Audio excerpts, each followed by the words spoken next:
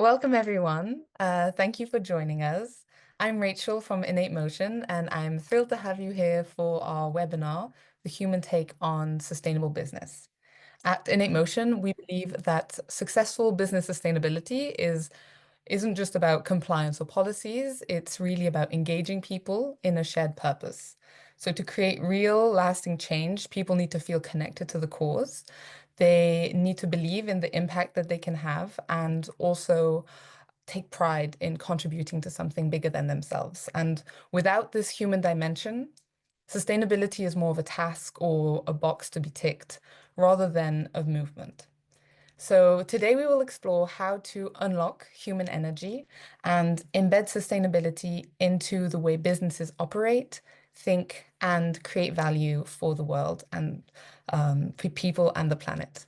Uh, at the same time, we'll also look at the contextual and business realities of today's world because they are, of course, very relevant to the context in which businesses function. I'm joined by Bénédicte, an expert in this field. She's a leading voice in sustainable business transformation and the benefit corporation model. Bénédicte works at NATIVA, which has been active in this space since 2012 and supports hundreds of companies around the world in a radical business evolution, accelerating their transition towards regenerative economic models. Bénédicte, we're so glad to have you with us. Thank you for being here. Thank you, Rachel. I'm delighted to. Before we dive in, it would be nice to get a sense of where everyone is joining from. So if you could drop your location in the chat, yeah, it would be nice to see which countries are being represented. And throughout the webinar, you will see some polls popping up. And if you could please take a moment to respond, that would be nice to make this a little bit interactive and for us to see your perspective. There is also a Q&A tab at the bottom where you can drop a question at any point, and towards the end of the webinar, we will take some time to respond. Yes, so let's get into the content of the webinar. So let's begin by setting the scene.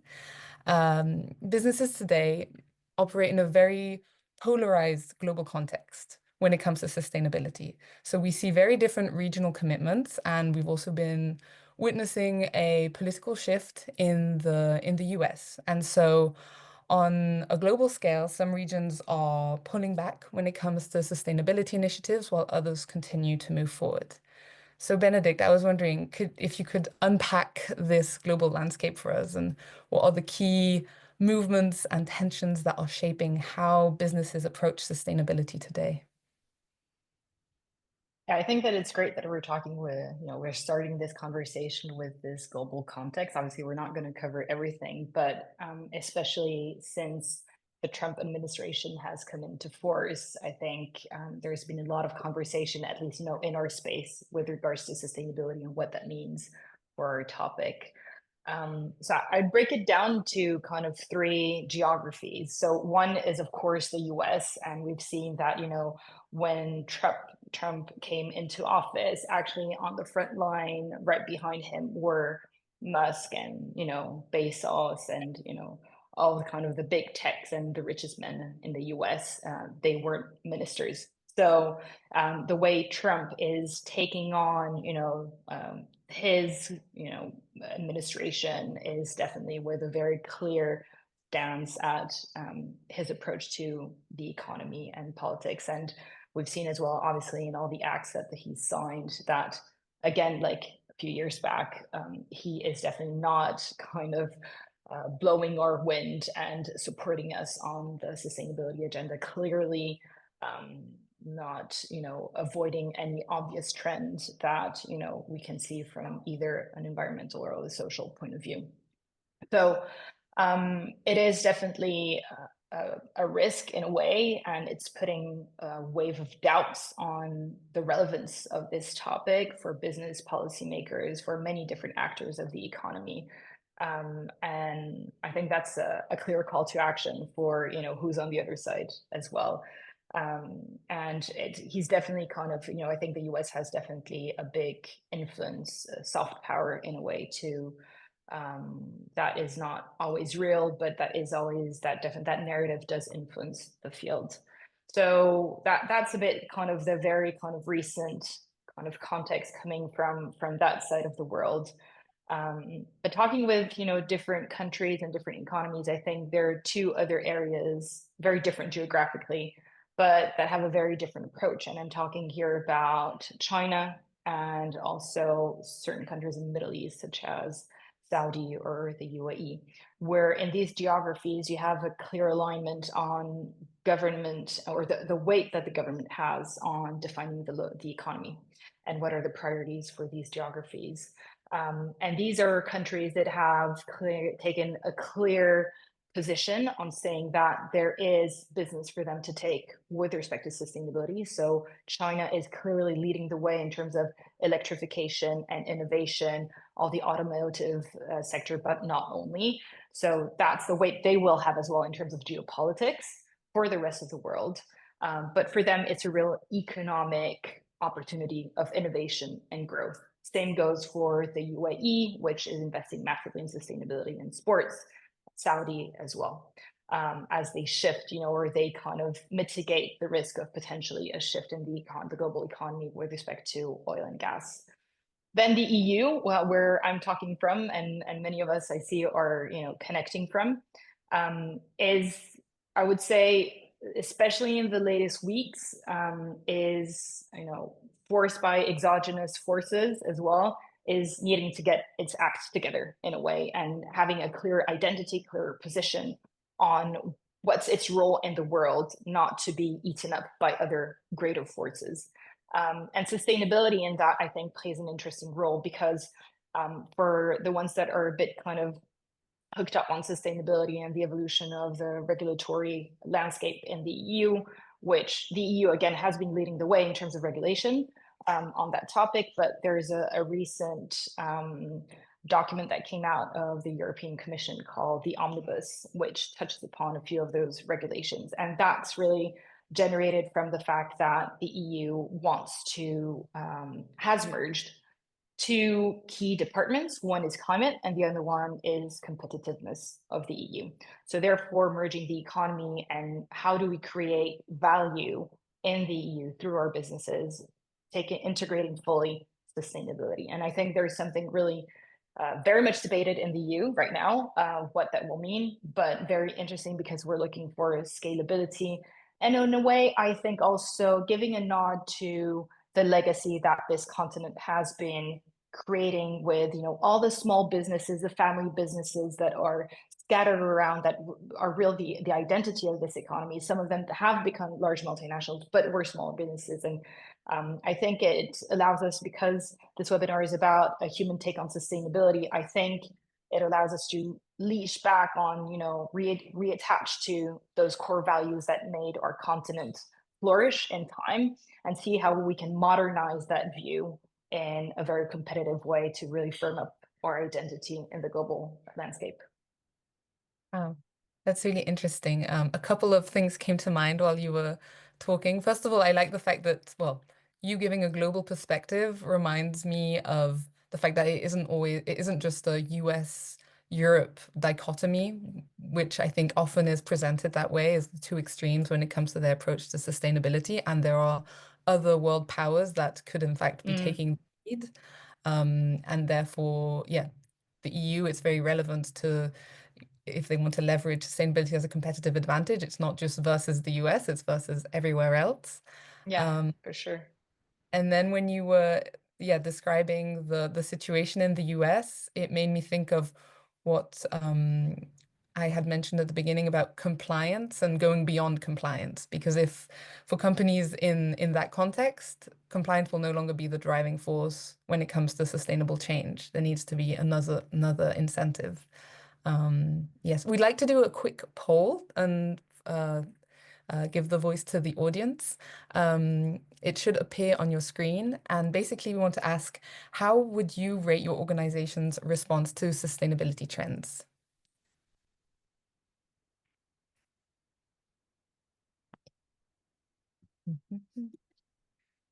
So as we wait for the answers to come through, Um, yes, I was also wondering, you were talking about exogenous forces in the EU.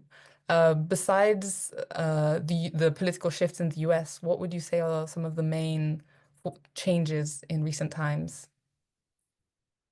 Well, I think the U.S. is definitely, and the whole Ukraine war issue, in which is very much a topic that has come into the conversation through the Trump administration, and and what's the EU going to do about it in order to save that situation and protect the interests of Ukraine, of the EU versus the interests that the U.S. has. Um, I think that's very much also what I was referring to. Not it's not only just a sustainability context, but it's just a broader geopolitical context, which I think hasn't been kind of triggered very much lately. Hmm. Okay, I see. Interesting. I think the results are going to be popping up, so you should be able to see them on your screen. Interesting. Mm. So no one said that sustainability is not, oh wait, no, some people did. We just have it twice, not a priority yet. Yeah. It's 25%. And then the same amount said that it was leading the way, and most people say it's just keeping up. Okay. Yeah, that's going to be interesting for the rest of the conversation. But keeping up, hopefully, will inspire for a bit more leading the way. Okay, so moving on, now that we've sort of looked at the global, more political context, let's look at what this means for businesses. So many organizations face the tension between long-term sustainability goals and then their short-term financial pressures. It's sort of reflected in KPIs that are typically focused on immediate returns, which makes sustainability more of a nice to have than a must do. Bénédicte, how can companies reconcile their financial reality with their sustainability ambitions? I think here, Rachel, it's a very crucial question that poses itself to companies, really, because if you manage the two things separately, there's no way you'll get some value created out of sustainability. And as you say, it is often seen as well, maybe also as a burden or just a compliance exercise. So, um, what we say is really, in order not to underpotentiate this new lens to see the business, it's really important for it to come through the front door, not just the window and a side exercise for the organization. But obviously, in the current business, in the context, the way we see companies actually approaching the topic is, I would say, in two main categories, right? One, compliance led, as you said, and we, live. The EU is a market which is very much regulated in this sense, which has, some positive aspects because it is a force to accelerate a transition, to guide a market evolution, um, to structure a way for businesses to take business decisions.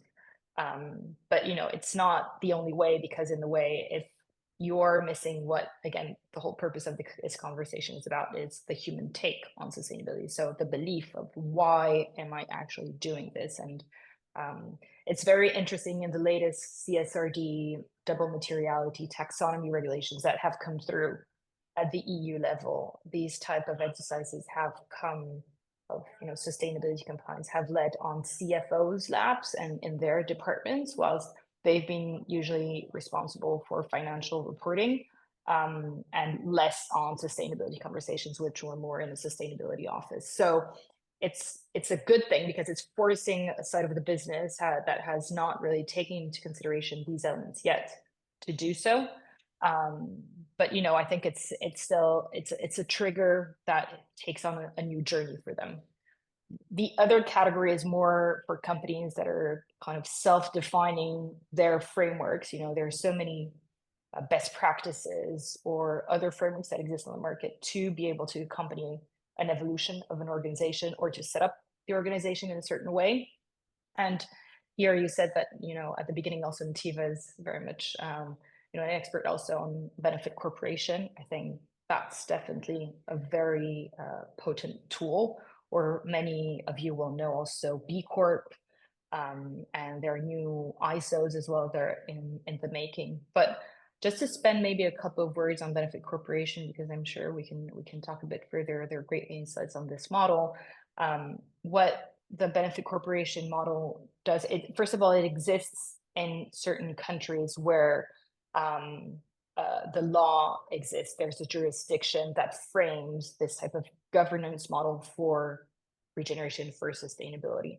And it asks companies to put in their bylaws other purposes than the one of creating profit and distributing dividends. So what are going to be the social and or environmental impact that the company wants to take into its focus based on the type of industry in which it plays, the size of the company, the geography where it's located, and all of that. So it's a very customizable model, which is great, but it also sets up certain rules in a way to make sure that then this new mandate that's given by management through the update of the bylaws are then set into place. So that's typically a question of measurement of the impact, tracking progress, and then reporting. So if you ask me, I think, we kind of need the two in the world. We need to have these self-selected framework because they probably respond much more to the identity of the business, the culture, and what the scope of the business is, their business model. But we need compliance to accelerate and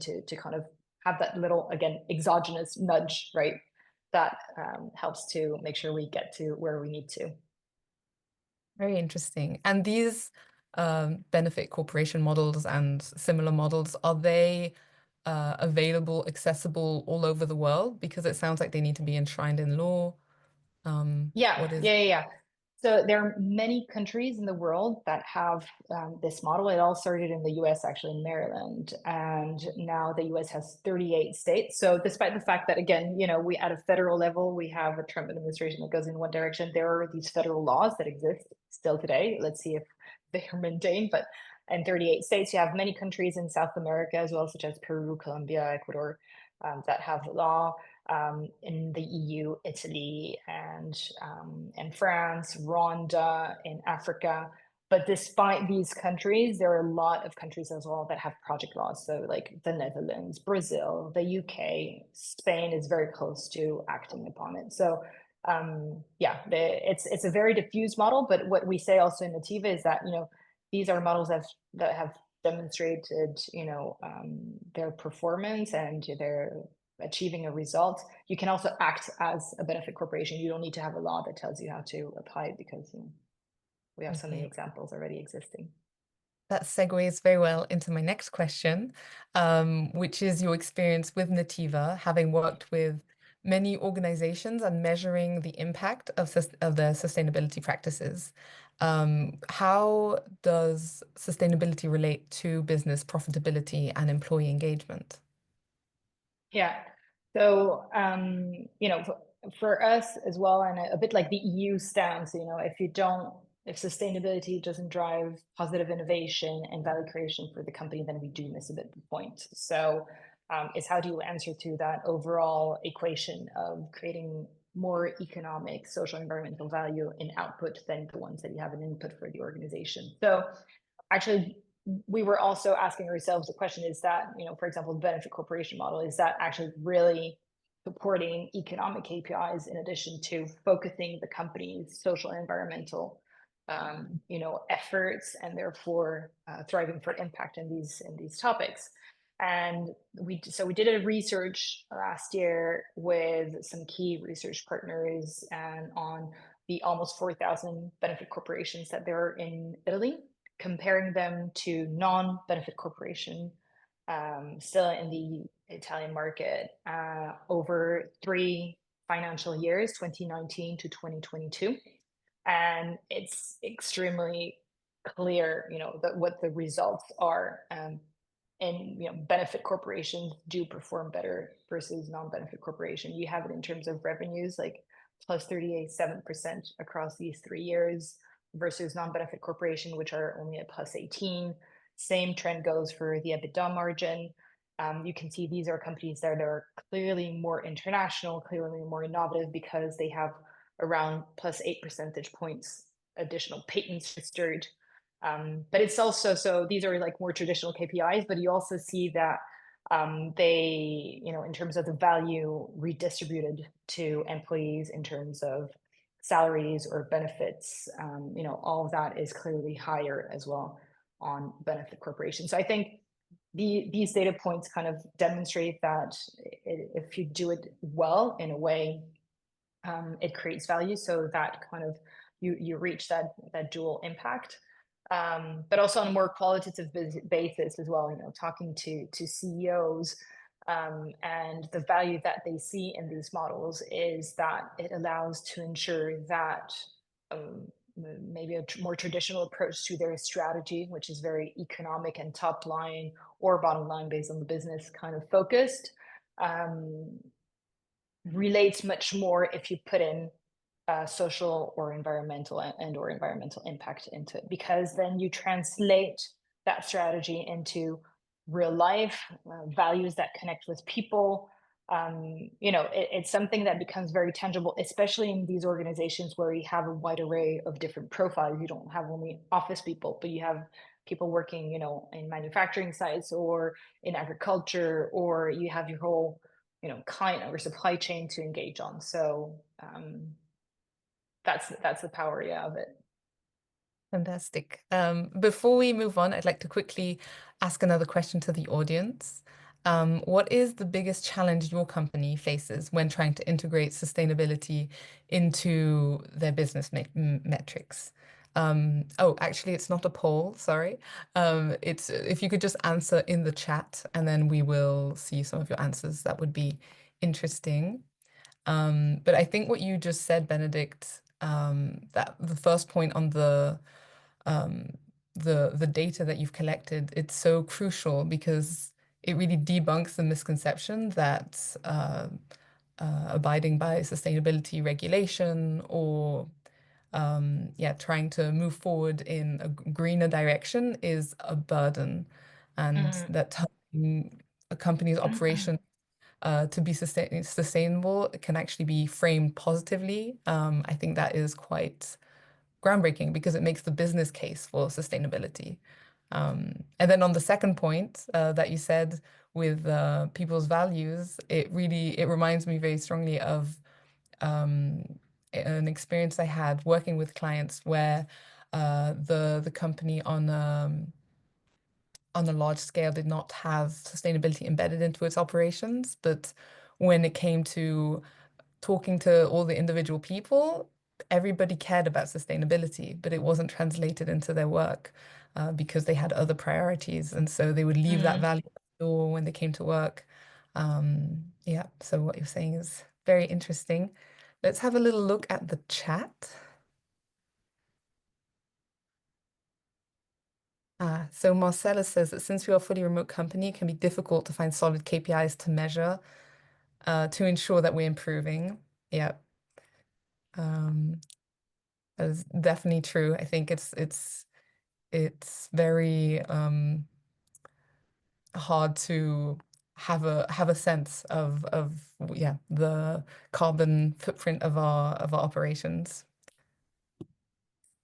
Yeah, I think Okay. also a company can't, live by itself. You need to understand you're part of a wider economic ecosystem as well, right? So, for a fully remote company not to be able to impact its carbon footprint because you're probably traveling a lot, is something a bit you can't really compress. But I'm sure there are other aspects of the business as well in terms of, social impact. So, not we're not looking for a perfect kind of profile of an organization, right? But it's trying to definitely, there is still a massive way that companies can go on to focus on where it can still influence. Mhm. And then Marjolaine said, sustainability means different things to different people. Double materiality analysis helps to determine the key topics and to define what sustainability is. Yeah, I fully agree on that. Having very clear tools and standards that are recognized, and that's how we work as well. Because then, when you kickstart a project, you have, let's say, 10 different stakeholders around the table, and they'll have a whole different view of their business. But then as you measure with clear standards, it allows to have consensus and therefore to be able to build and progress on. So Mm. mm, Um, and then someone else said in China, since the government takes charge of setting the regulations on sustainability, companies don't have the motivation to push further. That's also an interesting point. yeah, very much. That's very much in line to what you were saying as well earlier on, right? That Mm. the government dictates a bit the pace and how to invest on that. Yes. Okay, let's move forward. So now we've explored the global and business context. Oop.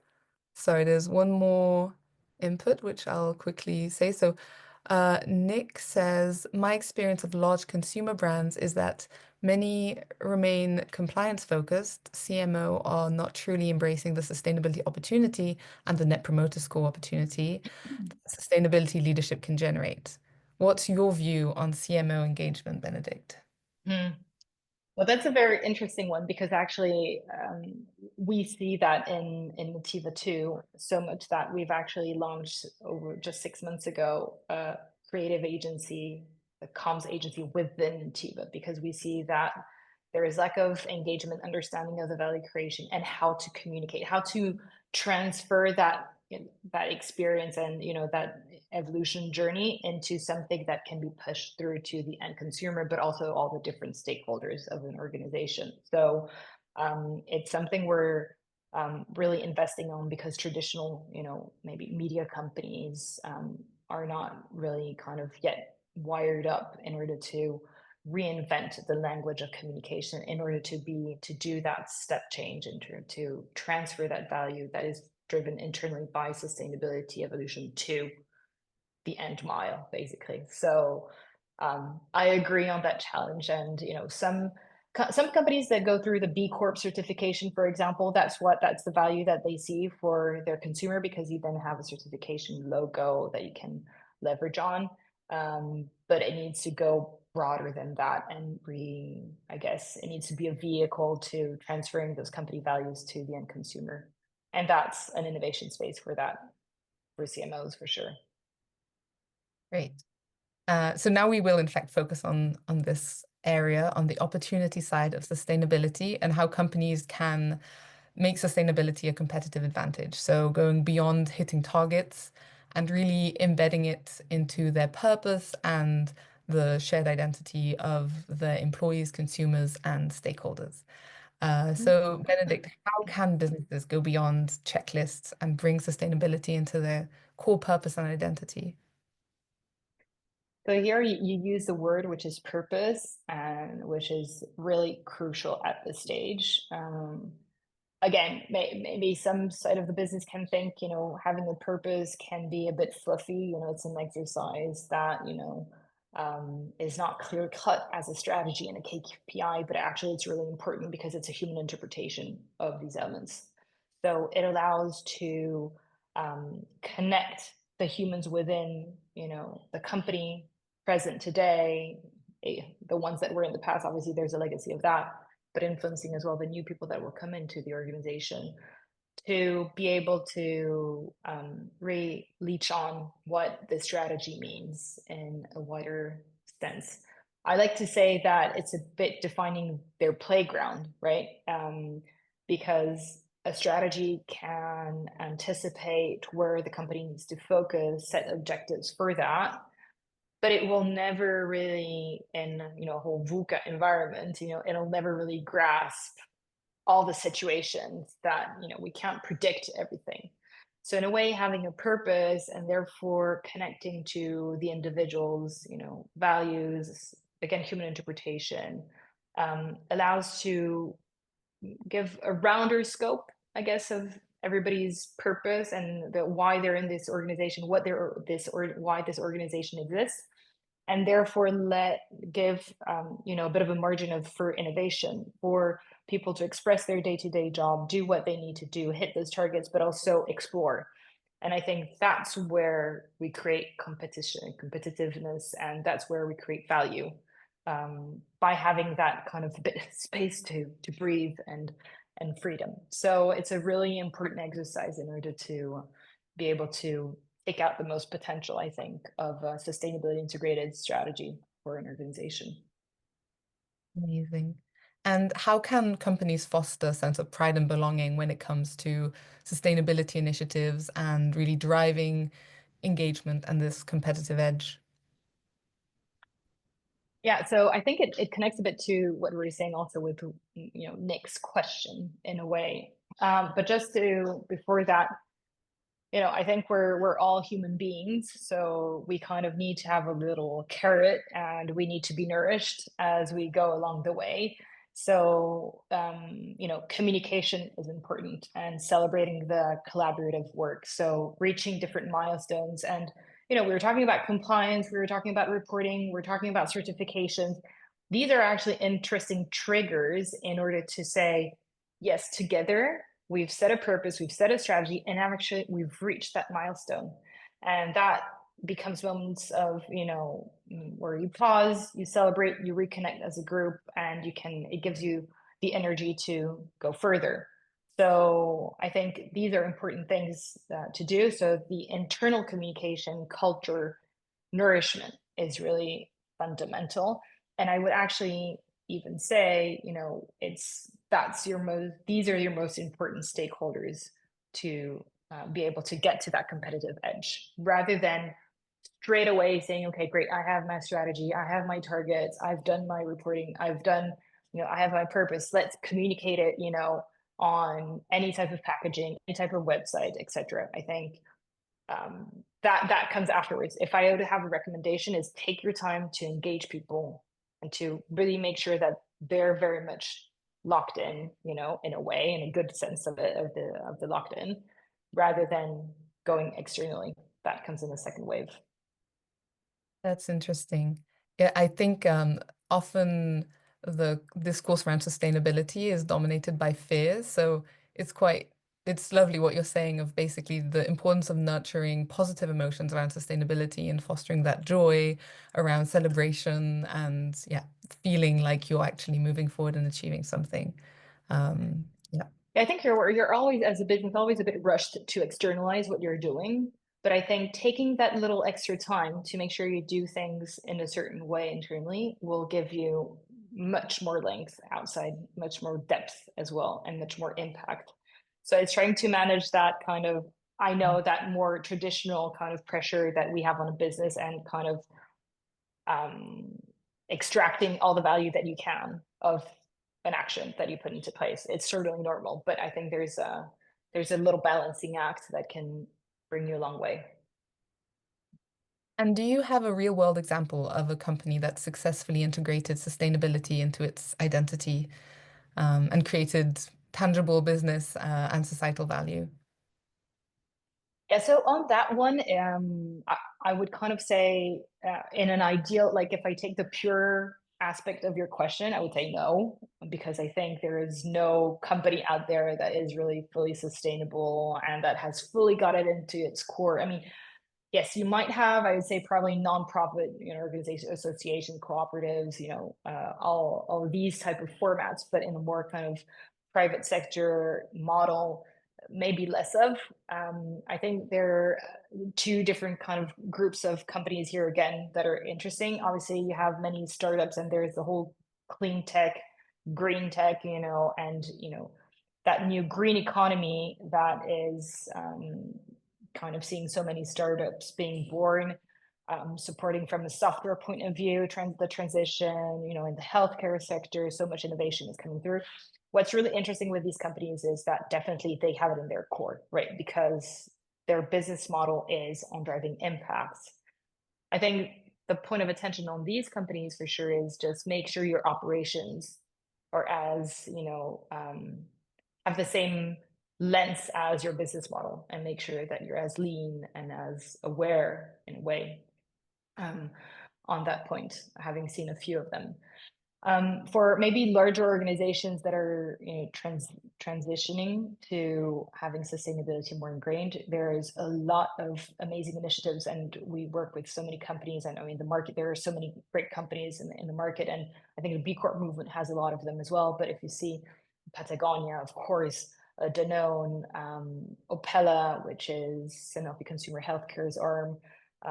These are, Chiesi Pharmaceutical, Eli Coffee. These are great multinationals that are doing amazing work. A lot of them use also the benefit corporation model to make sure that their governance is upped in a way to be able to incorporate sustainability. But as you're asking also for concrete examples, I'll cite, the Chiesi Pharmaceutical, which is a multi-billion pharmaceutical Italian company, and which is based in Parma. And they've been B Corp, and they've been really leading, innovation in that space for almost a decade. And there's another company very close to them geographically, still in the Parma region, called Davines, and they're in the beauty business. So first of all, Davines, which is interesting, they've launched a beauty coalition, and that's so changing the way they work with other beauty businesses, and not being only competitors, but trying to find, for example, packaging solutions together. So that's a very different way of approaching your business and, the contribution that you have and the value you create. But what's interesting also, for example, of two greatly evolved companies such as Chiesi and Davines that are in the same geographical area, they have launched an initiative quite a few years back now called Parma Io Ci Sto. So Parma, it's me, and I stay, I'm here. There's not a literal kind of definition of it. But then through that, they catalyze a lot of different initiatives. So for example, they've done a multi-stakeholder visioning exercise of what Parma needs to be in the next 10 years, asking, different age groups, different parts of the Parma city. They worked on, a program now for climate neutrality and to support organizations and companies within the Parma region. So I think there are many concrete examples, but definitely my call to action is, what I liked about these businesses, they're rethinking the role their business has, and not just only looking at the company walls, but also seeing how each single businesses, but also in coalition formats, have a real role to play in that transition. So it's not just linked about governments and their compliance. It's not just driven by the cops, but it's what is good business or that new business's role in order to drive impact, not only from an economic point of view, but also social and environmental. That's really interesting. There's a lot to digest here, but I'd like to quickly ask a question to the audience in a poll. So how do you think in your organization people feel about sustainability and your company's ambitions in this area? And while people are answering, I'll respond to everything, well, to some of what you just said. I think it's very interesting how there can be this synergy or opportunity for collaboration between companies coming together around this purpose. Even companies that don't work in the same industry at all, they could still find common here. And then secondly, what you had mentioned before, making this distinction between companies whose business model is based on sustainability, as in like green energy, etc. It doesn't necessarily mean that their operations are run sustainably. So these are two separate pieces that, the operations piece is basically relevant to everyone. I thought that was an important distinction in the way we think about it. Yes, so let's see. I think the responses are in. Okay. So most people say that the people in their organization are fully engaged and proud of their sustainability ambitions. That is good news. And then 29% say skeptical or resistant towards sustainability efforts, and none say unaware or indifferent. Okay. I think it's always, it's there are not many answers, right? But it's interesting to see what are the different profiles of companies answering, obviously. You can probably tell that you have a lot of people that answered in the sustainability space for the first one as skepticism or resistance. Very often we see that in larger groups or groups that are owned by funds, private equity funds and all of that. And based on the focus, it definitely gives a pace or not to these topics. Mm. Mhm. Okay, so we've covered a lot of ground, and with our Mm. remaining, we'll turn to the audience and answer some of the questions. If you haven't asked your question, now would be the right moment. I'm going to look into the Q&A section. So, somebody asks, how do you approach engaging skeptical stakeholders, whether they are employees, investors, or customers who don't see sustainability as a priority? For smaller businesses that may not have the resources for extensive sustainability programs, what are the most impactful first steps they can take? Okay, I think these are two separate questions. Yeah. Maybe start with the first. So, how to approach engaging skeptical stakeholders? I think, before I mentioned the research that we did on Benefit Corporation, and that is those KPIs, those results are clearly clear cut. And the fact of understanding that sustainability well done brings value to the organization in terms of economic KPIs. That is often something that works really clearly. And obviously, stating this type of research, which now that it has been a topic, we have reached a critical mass, is widely available. It's something that you can attach on. And these are, again, more economic KPIs. But then there is a lot of research on talent attraction, talent retention, on obviously business resilience. We're doing also a lot of work on consumer insight that is connected to how do you ensure that you look into your future kind of customer evolutions and you cater for those new consumers. So I think if you look really around the organization, you'll find a lot of like all the different external stakeholders that have clear KPIs in order to really kind of try to kind of change that mindset.